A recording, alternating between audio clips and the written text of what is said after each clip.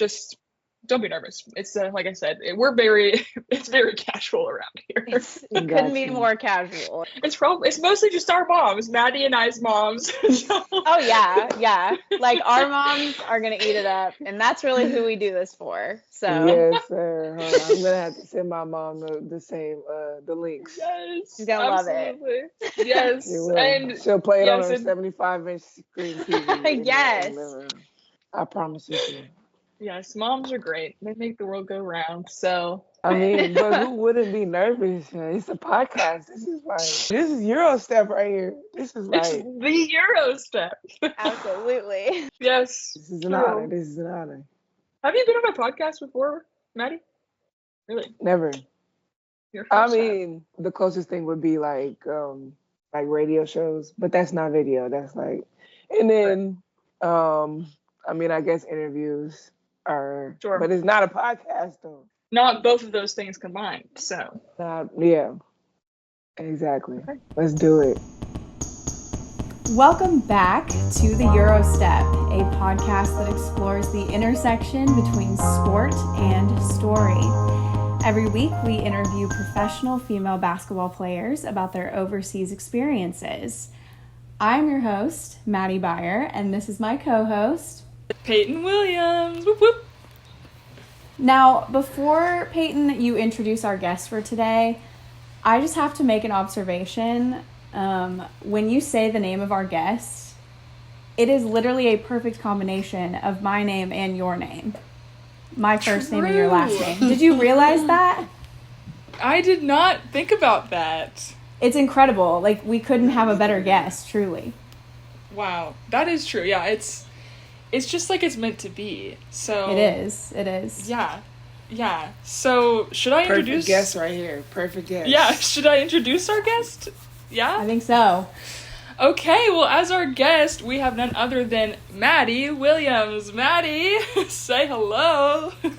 What's up, everybody? I'm so happy to be here, have a great conversation, and, talk a little bit about basketball and my experience with these two lovely ladies. Yes, and, before anyone asks, I know it's on the forefront of everyone's mind. Yes, Maddie Williams and I are related. We are related. Clearly, you can see the family resemblance. Cousins. Absolutely. Yes. Cousins, and I'm sure Serena and Venus, yes, also are cousins. Somewhere down the road. Somewhere down the road. But that was a conversation this year on our team, I will say. Nuh-uh. Yes, I don't know if they asked us that or if we offered up that information. Maddie, I can't remember. I feel like somebody asked us. I think somebody was like, you guys aren't cousins, right? I feel like we was like, yeah. We both, without skipping a beat, were like, yeah, of course we are. Come on.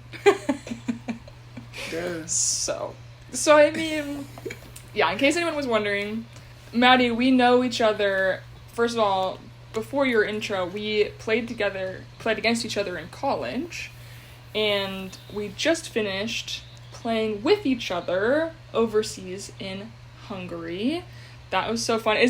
Was it fun to play with someone that you played against? How often has that happened? You've only been playing professional for just about a year, so has that happened more than just with me, or? As far as like my professional career goes, no.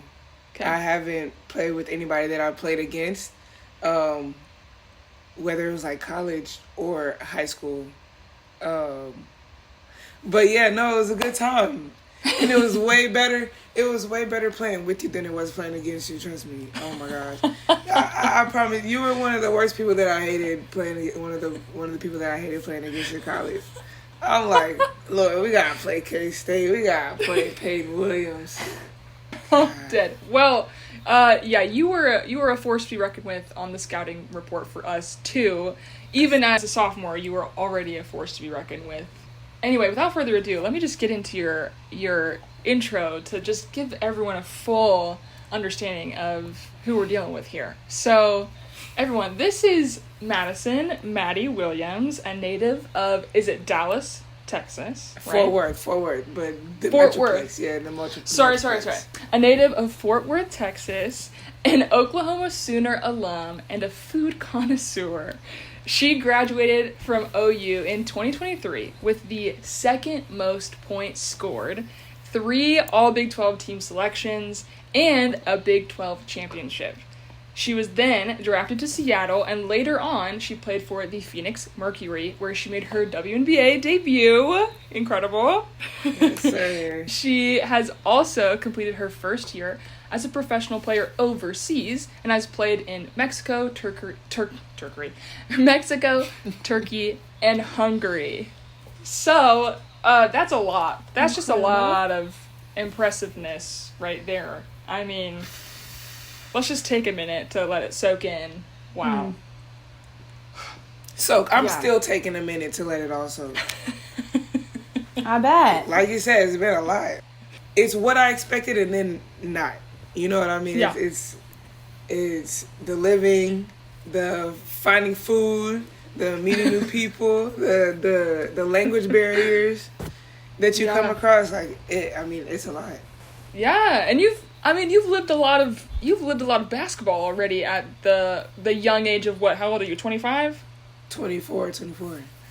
24. Yeah, at the young age of 24, you've already lived so much basketball, so much you have accomplished in your career already. So I think what we always start with is, have you always wanted to play basketball? Was that always where your mind was headed?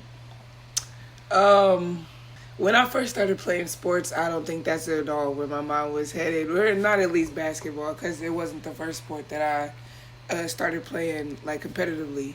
So I think for me, basketball was another sport, another hobby to get into, and then it just started taking me farther than just the backyard or just the YMCA. So yeah. Incredible. What was your other sport? I played track. I ran track. Of course, I played like YMCA and other little league teams, but like competitively, where club and you had to pay for it, yeah, track. You said which events did you do? I did the 100, the 200, the 400, the 4x1, the 4x4, long jump, triple jump, shot put, discus, everything. Yeah, so the better question is, what did you not do? Which is Right. nothing. Nothing. I tried to get out of a lot of things, but I got pulled into a lot too, so I did it all now. That's so fair. I mean, when you're young, I feel like your parents and you are just like, yes, like, let's do it. You have so much energy. I mean, I think like realistically too, it's important for parents to do that for their kids. Like, just put them in everything. In everything, so that one, you don't have to watch them for as long. You don't take care of them for as long, and then two, they can figure out what they want to do. Yeah. What they like, For and if they sure. like sports at all, because not Yes. for everybody. Yeah. So you're from Texas. When you were being recruited, was Oklahoma like... So you're the second Sooner that we've had on the podcast. We had Aaron Ellenberg, and we spoke to her a little bit about why Oklahoma. So I'm going to pose you the same question. I think, like, I fell in love with Sherry Cole. And, like, because at first, whenever I was getting recruited, I wanted to get away from Texas. I wanted to go far somewhere and, go experience what it was like somewhere else. That wasn't the Midwest or Texas. I don't want to say the South because, hey, Miami, yeah, let's go. But I talked to Coach Cole, and I fell in love with her, and my family fell in love with her, and she fell in love with us, and that's just kind of how the story went. So, and I made it up there, and then as time went on, at first I thought to myself that it didn't matter if my family got to come watch me play, but the more that they actually got to come and I saw them in the stands, I'm like, okay, that actually is a pretty big deal. Yeah. I agree. And I mean, I was the same. I was like, get me out of here. I do not want to be in Kansas. But lo and behold, ended up at Kansas State. And yeah, it just is, it's something special that you don't realize there's enough distance, especially with you and Fort Worth. Because what is it? Norman, right? Norman, yeah, Norman. Oh, I guess how far was it? It was like 230, 245. Oh, okay. So it Yeah, wasn't nothing. crazy. There's more of a difference than Topeka to Manhattan, which is just an hour. But Yeah, but that's it's enough. still a little bit too close for me. But But it was enough for me, and I'm sure you felt the same, where it's like the space you need as a young adult, but enough for your family to still feel connected to you and able to support you. Exactly. Yeah. Do you have a lot of family in Texas and or Oklahoma? Texas, yes, a lot of family, and constantly people are moving here too from everywhere. So, and the longer that I stayed at OU, the more family that just kept coming. They just kept popping up. Like, we'll be at a game one year, and then my dad will be like, "Hey, this is your cousin." I'm like, "Oh, okay." I didn't know. So Also a funny. shared experience with me. Yeah, that's pretty much how a new cousin every year. So. Do you play differently when you know you have family supporting you in the crowd? Like, do you feel yourself playing differently? I think more so, well, yes. And then I think more so is for the after effect. It's like, okay, I just won. Now I got people to celebrate with, and I got people to come for me. Okay, if we lost or if I had a bad game, it's like the family just wipes your mind of whatever it is, you know? Right. I think I'll play the same, regardless if they're there or not. I don't care who's in front of me. I don't care who's in the stands. Sure. I'm getting a bucket. Right. She is a bucket. Yes. She's got that dog in her, so it's gonna happen either I'm way. getting a bucket. But certainly the after hugs and just the support, For sure, I'm sure yeah. that's where the difference is made. Oh, yeah. Did your family influence you to play sports when you were younger? Did they like see your potential and encourage that? Like, have they always been supportive of your sports career? Yes, they were, because I was good at it, and the people around them made sure that they kept me in sports too. So Okay, cool.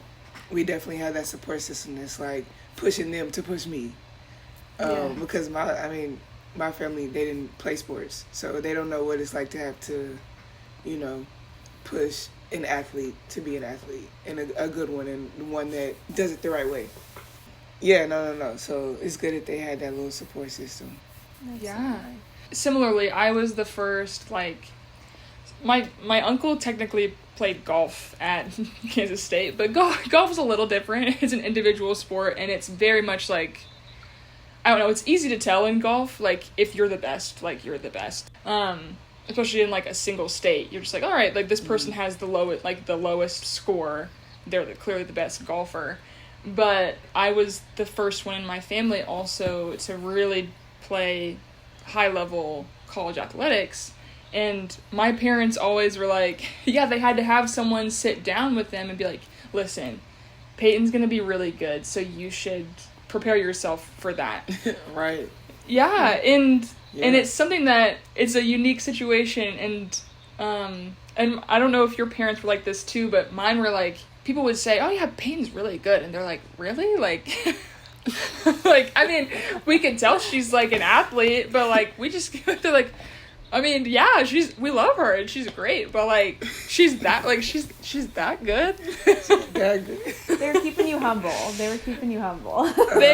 I mean, when you have no context, I think that was the thing, because like, yeah, so were your parents that much under a rock, or did they have some kind of, like, I don't know, comparison or anything? Nah, they were kinda, under there, like, it was like, and it's just like, it was so much so that they didn't have any say. It's like, okay, you say to my daughter, take her, do it, put her in the training, I'll just bring her, I'm here, like, you know, and we just show up, just tell us what to do, so, they believed it, and, I mean, here we are. Yeah. Here we are. Oh, wow. That's such a level of humility from our parents, I think, and saying, wow, I don't really understand all this, but I trust you, first of all. So good coaches, first of all, that could be trusted.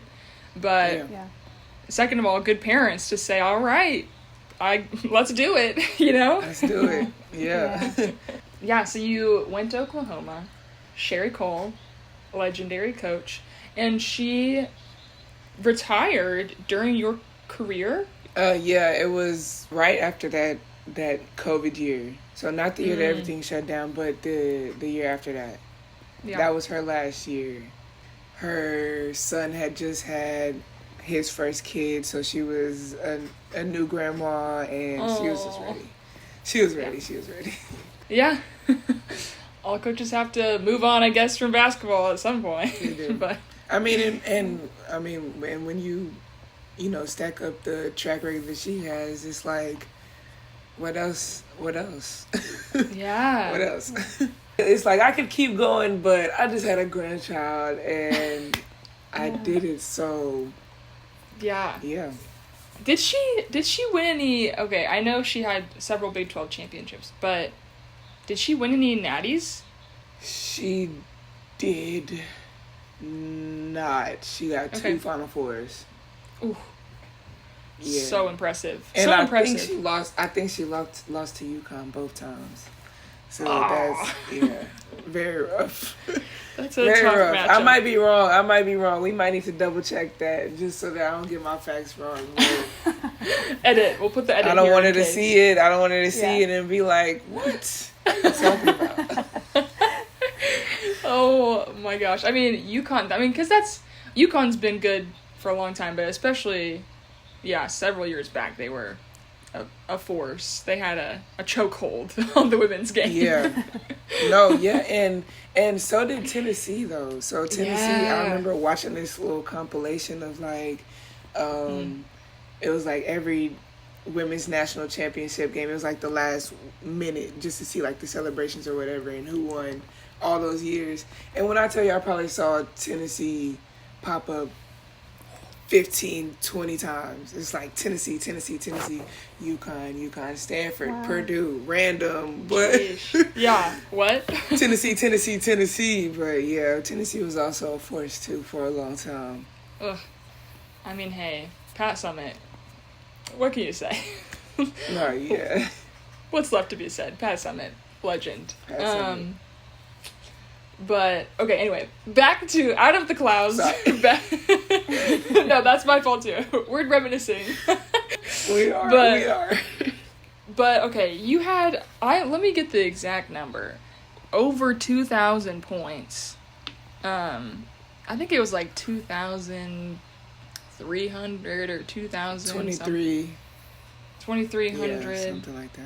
And you had, and I've said this before, like, people have been just under 1,000 rebounds, but, like, you were truly, like, right there. I think you had 994 rebounds. Like, so Wow. close.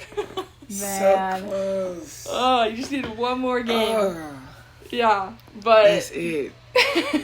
like, 354 assists, and you had 67 blocks, 215 steals. So, I mean, an incredibly impressive display of statistics. But you said yourself, when you go out to play, you're going to get a bucket no matter who's watching. So starting in college, obviously that was the case. And the consistency, too, because I think what I saw was the most points you ever had in a game was 26, I think.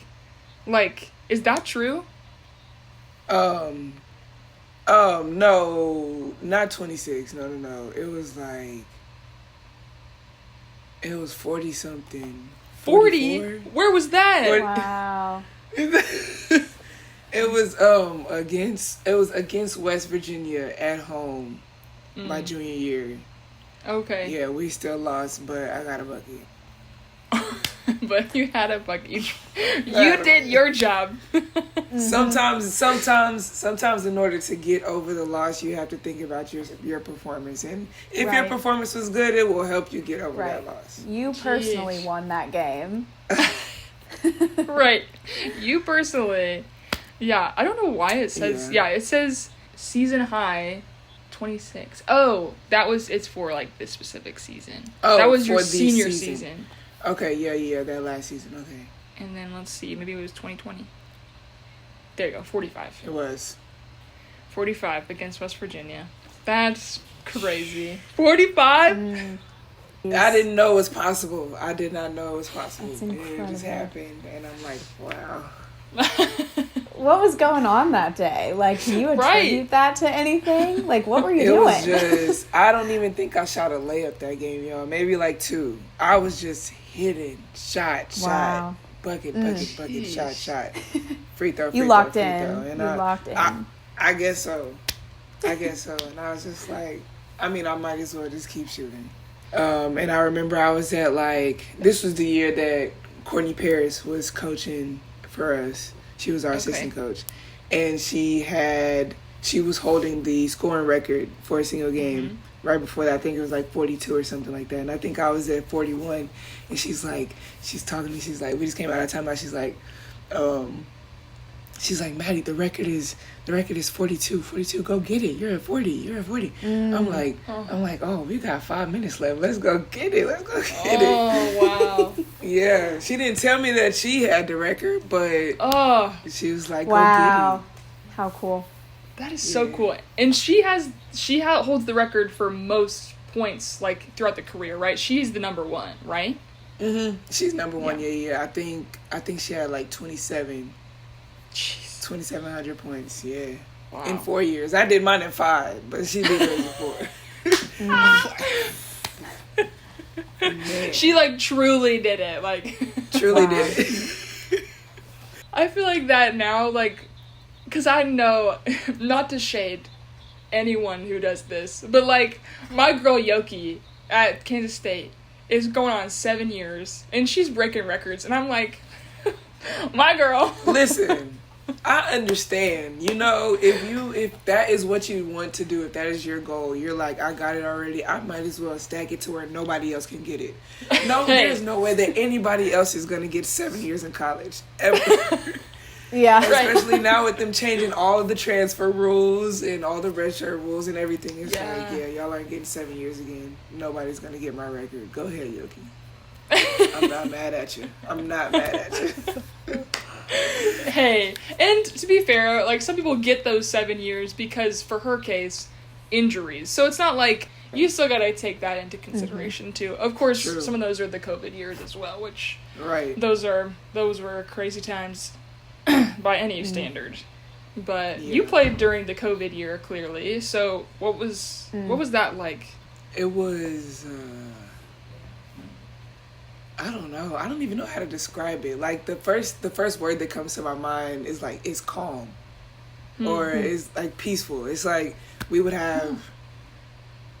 Coach Cole was the calmest that she had ever been since we've been there. Y'all don't understand. We had never seen her. We had never seen her in the light that she was in.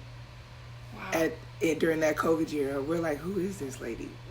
Interesting. But and I mean, everybody was just it's like everybody just taking a deep breath. I don't know. That's just how it felt. I don't know why we were taking deep breaths, but that's how it felt. It was a good time. Everybody was in good spirits, and we had a smaller team, and I think that probably played a part in that because everybody got to play. So nobody really had any issues, and we had just finished another losing season the year before, so there was no pressure on winning or losing. So we were good. We were good. Yeah. I mean, and that kind of reflected in our winning in the winning column. Because we started winning games. We're we've never won this many games before. Let's go. Interesting. Let's go. That is so interesting because the experience for different athletes in different programs was so disparate during COVID. And statistically, I don't know if this is a statistic across the NCAA, but certainly in the Big 12, it was night and day. I don't know how they determined this numbers wise, but night and day difference between a male head coach versus a female head coach and how they handled the pandemic, and whether their players reported higher mental health issues, all of these different things. Male head coaches could not statistically just could not cut it during the pandemic, and we're dang, I've heard stories. Yeah, I've heard lots of stories where just it was a nightmare to work under Wow. some male head coaches during the pandemic. And on the flip side, I've heard that, yeah, like, it's just not the same experience for a woman's head coach, which, wild. Very wild. Good, yeah. Growing up, did you have many female coaches? And then off of that question, did you feel the difference of being coached by a woman, I guess I should say? Good question. I think, okay, I've had mostly female coaches throughout my career. And I'm trying to see if I really felt a noticing difference. But I mean, I don't think so. Not that I can notice. Yeah. That I could like call out, that I could talk about right now. Yeah. Okay. They all kind of had like the same intensity, and I mean, of course, like female coaches understood a little bit more on the emotional side what was going on with, female players, but other than that, yeah. I had kind of the opposite, where I've been mostly coached by male coaches. Except for my volleyball coach, actually, in college. But that's a story for a different time. But, so go ahead, Maddie. I was just going to ask, Maddie, do you have, when you look across all of the coaches you've had, both overseas and also in the States, do you have a coach that stands out as, like, your favorite or the one that you connected with the most? Yeah, I would say probably my coach from school ball in high school. She was just really good at building connections with us. And I went to a predominantly white school. I went to a private school. And so being a minority, she was also a black woman too. So we were just able to connect on that level. And it was like our whole basketball team was black women. So we were all able to connect in that way. It's like we all became friends in that connection too. We're like, y'all want to go up to Coach Flower's office like during lunch? Let's go do it. And so we're just all in her office, being able to just chill and kick it and just talk about life. So she was definitely one of my favorite. I mean, I've had some pretty good coaches as far as like just being good people. They might not have been the best with X's and O's, but they were good people. So and that means a lot to me when it comes to playing for somebody. Absolutely. Yeah. Well, I love hearing about your high school coach. It sounds like just having, like, I'm going to use the word role model, like having a role model as your coach who represents you in more ways than one, like seeing that had to have been so formative for you. Like seeing this African-American woman in this position of leadership coaching you and other black women on the team, like that, I can't imagine how formative and like positive that was for you at a young age before you even entered the world of professional sports. That's something I've never considered before. So I love hearing that, and that you felt like you could take your lunch to her office and hang out. Like that's just that's amazing. I love that. It's cool, right? It's a cool little vibe, and that's why like she's forever gonna be my dog. I just got back from helping her out with the camp wherever she's at, and sweet. It was interesting, y'all. Like, it was interesting. We were out in West Texas, so like dusty, nothing close to where we're at. But it was a good time though, and I'm glad that I was able to be here to help her out with that. Do you ever see yourself being in a position of coaching? Would you want to do that one day? Yeah. I mean, I guess. I don't know what else I would do after I put the basketball down. I think that I would definitely still want to be involved in basketball. However that looks. So I don't want to put a pin on coaching, but I think that I'd be a pretty good coach. I think so. I'm sure. And if I don't get to call the plays, I think that player development has been pretty heavy on my heart too. So I would be okay in that role too. Can you tell me more about that? What do you mean by player development? It's like, teaching shooting techniques, shooting, dribbling, dribble moves, reads, film, Got it. all of those things, working specifically with players and on things specific to them. So Sure. Okay. That makes sense. yeah. I was gonna say, what attributes of yourself do you think would make you a good coach? I think my ability to take criticism. I think that's important as a coach, and when I say that, I also include like being able to bounce off ideas with not just the coaches but also players too. So I think, and being a player, you know how that feels to not be able to talk to your coach about how you're feeling on the court or how you're feeling off the court too. So I think that's a super important trait to have as a coach. Oh, what else? I think my adaptability also is a good attribute to have as a coach. So I think that I can be put in any environment and problem solve and, figure it out. Yeah, those are like the top two, I think. Yeah. And I definitely will say, whatever you have in adaptability now, by the time you get done professionally playing overseas, it will have grown exponentially, I guarantee. It has to. You need adaptability in order to survive overseas. You have to be able to do that. If you don't, you won't make it. You will be begging for a flight home. Begging. Absolutely. So we'll start with kind of the WNBA stuff, I guess, because chronologically that's where it goes. So you finished your college career with a Big 12 championship, correct? Yeah, I did. That year, like as a senior. Mm-hmm. I fit there. Last year I was there. That had to have felt great to bookend your senior year like that. Yes. Man. Thank you, Lord. That was literally the only reason why I stayed in college one more year was to get a ring. And I finally got one. Now, mind you, it was a joint championship, so we had a co-champ, and it was with the guys from over the Red River. The ones in the ugliest orange that you could possibly ever wear.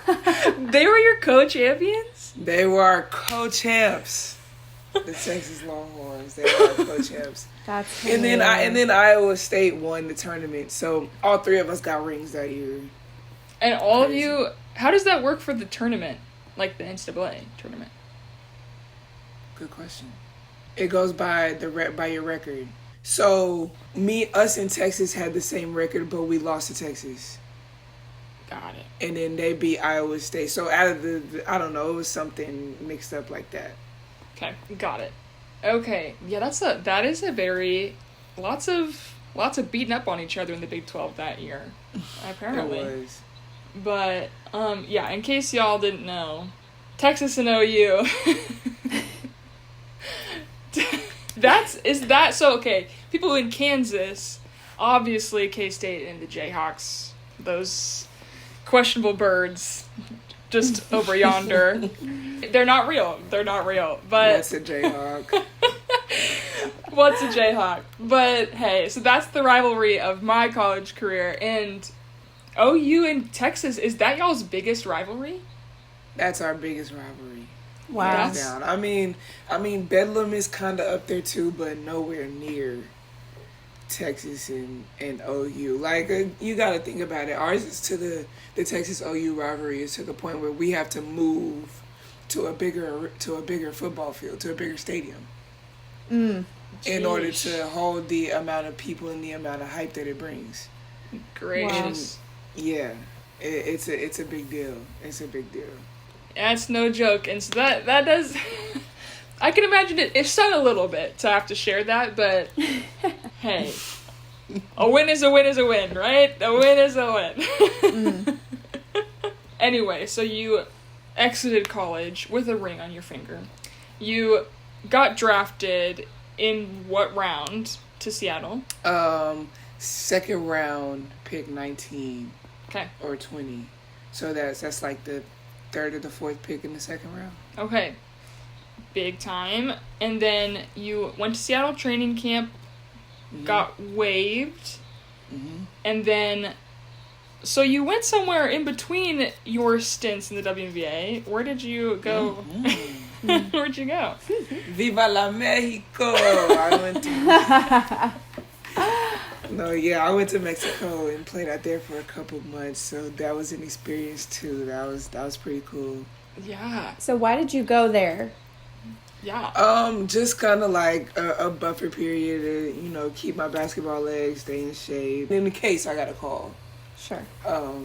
From the league that's Smart. like that just wanted to call me. Yeah, I would be ready. Okay. Yeah. And to just make a little money too. Hold you over for a little bit, for the summer. Absolutely. Absolutely. You were there from when to when? Do you remember? Probably the end of May to the beginning or middle of August. Okay. Okay. Yeah. So the whole summer basically. The whole summer. We talked to Brittany Brewer a couple episodes ago, and she is. She is in Mexico. Mm-hmm. Yes, She's currently she is. down there. And she said they can have 8 foreigners on their team. Yeah, I don't know what the rule is as far as foreigners go, because we had, whenever I played out there, we had 6, and pretty much everybody had 6. I think it's new that you can have 8. That's so many. That's crazy. That's yes. so many. And for anyone's reference who does not know like the standard, it's overseas basketball, you can only have 4 foreigners, and of those 4, you can only have 2 Americans. So having 8 foreigners, literally the double the amount. And Crazy. How many can any amount of those be Americans, or is there a rule on that? Do you know? Okay, so maybe that's what it was. Maybe 6 can be American. Okay. And then 2 have to be Mexican, yeah. Oh And my even then, they were counting Mexican American as Mexican.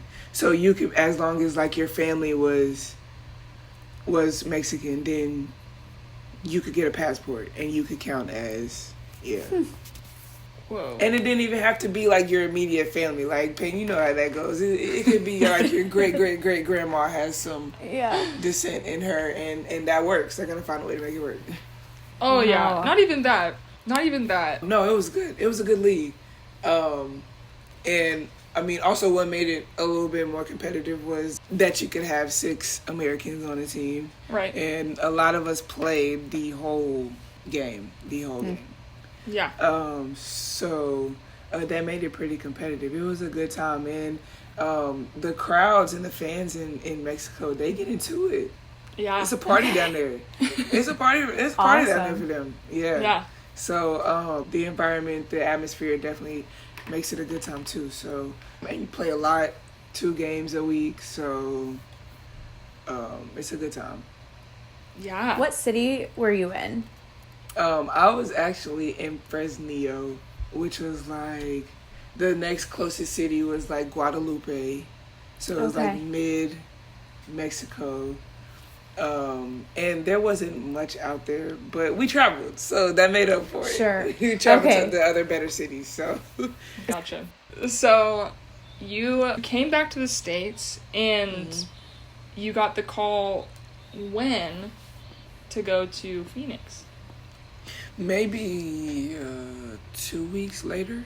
So you didn't leave Mexico because you got the call. You left because Oh you were yeah, done because playing? we were done. We were done with the season. Okay, We gotcha. had just So it wasn't cut finished playoffs. short. Got it. Okay. So yeah, finished playoffs, got home, stayed for a couple weeks, and then my agent called me and said that Phoenix wanted to sign me on a 2 weeks, on a 7-day.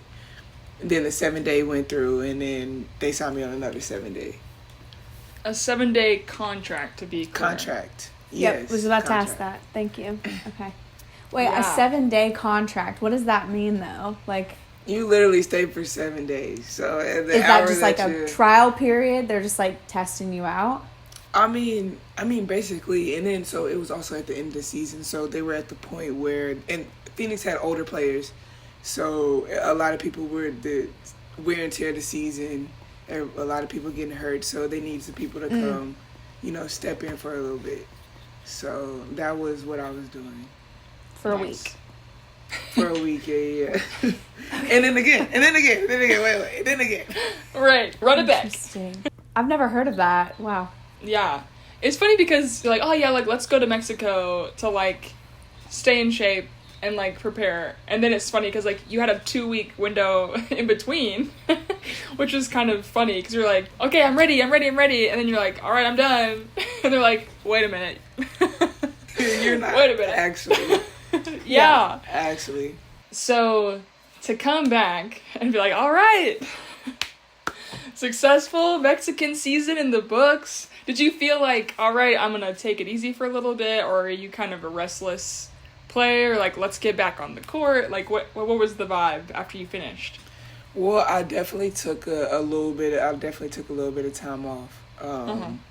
Because I'm thinking, okay, like, there's no way somebody's going to call me because the season's over. Nobody's going to call me. Right. I had to get my mind right, get my body right for overseas. Mm-hmm.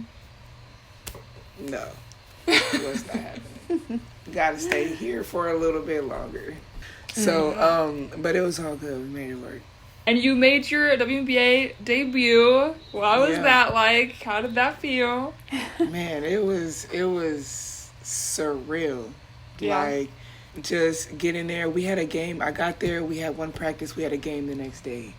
And where did we go? I think we went to LA.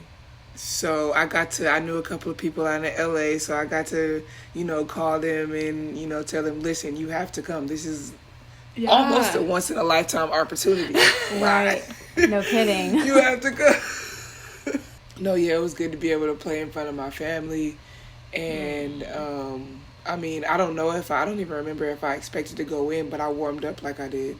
I'm like, I don't even know. Like, I know I'm here as a body, but, like, I don't even care if I don't go in. I need to warm up like I'm about to. Yeah. So, wow. I got to go warm up in and then tip off. It was cool, though. It's like, wow. You're just looking around like you're really here. On the court. Not in the stands, on the court. In the uniform. In the uniform. That is so true. And to be on the same team, because, you had an older team, that's why you got the opportunity. So you're playing with some, dare I say, like goats. Absolutely. Man, goats. Yeah, tell us some of those names. Diana Taurasi, Brittany Griner, just to name a couple.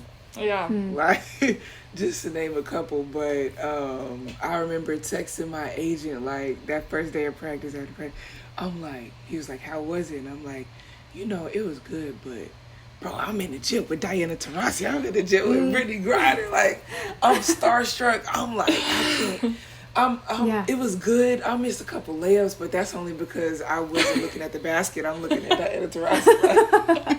Heart eyes. Right. Yes. Wow. I know. Yeah, because you've heard the story about my brief training camp experience at Seattle. And you were at training camp in Seattle too, so man, like when I was there, they had just won the championship after, like the previous year, and so, I'm looking at Sue Bird, Brianna Stewart, goats. And I'm like, oh my goodness, like these people are amazing. Sue's like, they're having practice, and Sue's like, hold on, like, can I say something? They're like, yeah, of course. And she like steps in and starts coaching, and I'm like, oh my goodness, someone. My heart. Sue Bird is speaking. Like, she's speaking for real. No, because at training camp last year, I remember me and a couple of the other rookies, we were doing some extra conditioning after practice. And she just walks in. And she walks into the gym. And we're like looking like dead tired on the bike. We're like looking. And she comes over to the bike and she's just shaking our hands like, we're happy that you're here, like da-da-da-da. And I'm looking at Jay Melbourne like, Sue Bird just shook our hand. And I took out my phone. I'm on Snapchat like, Sue Bird. You're like, I'm never washing this hand. Never. I think the first time I met quote unquote Sue Bird was when it was the COVID year. So I was getting my COVID test, Q-tip up the nose. Sue Bird comes in, sits next to me, mask on. She comes, she's like, hey, I don't think we've met yet. Like, my name is Sue. And I was like, Sue, I know who you are. I know you are. You don't have to introduce yourself. Nah, that's really the best feeling though. Whenever the vets like come up to you and introduce themselves with just a smile on their face, like okay, they're here. That just makes you feel different. They don't have to say that like they're here for you, but it just feels like they are. Same as you. Like I walk into the Phoenix gym and first thing that I hear is Maddie Williams, and it's Diana Taurasi. She's like, I'm like, you know my name. Stop it. Wow. It's Yeah. like, nah. Stop it. Oh, That's like- crazy. That's so cool. Oh my goodness. No Yeah. kidding. Yeah. So I'm just curious, what, like, when you compare a WNBA game to like a college game, what is the atmosphere difference? I've never attended a WNBA game, but as a player, what is the difference? The atmosphere so much so I don't think like changes. I think that the intensity and the intensity and the play feels way more different than what the atmosphere would. I think that support across the board for women's basketball is gonna kind of be the same when you're talking about game day. So I would say if anything, it would be how it feels sitting on the bench and getting ready to go into that game and actually being on the court. Like you're playing against grown women, Right. versus playing against freshmen and sophomores in college. Absolutely. I'm talking about like 35, 36, 37-year-old Yeah. women that are 10, 15 years older than you. So Yeah. Seasoned career vets. Exactly. Was there any difference in the fans? No, they were kind of the same, pretty good. Okay. They're pretty engaged. Yeah. Yeah. So I love an engaged crowd. That's the one thing that I feel like a team and a team needs is engagement from the crowd, not just like people in the stands. Because there's a difference, especially whenever you're playing, between like seeing people and feeling people in the stands versus people actually cheering for you and cheering against the other team. Sure. So, yeah, absolutely. Yeah. I mean, it is a performance as well as a game, right? And Yeah. that energy is fed off of both the crowd and also the players. Like Exactly, It's a symbiotic exactly. relationship. Yeah. We've had that conversation a couple times, Maddie and I, about performance and what that is and how that affects the game of basketball.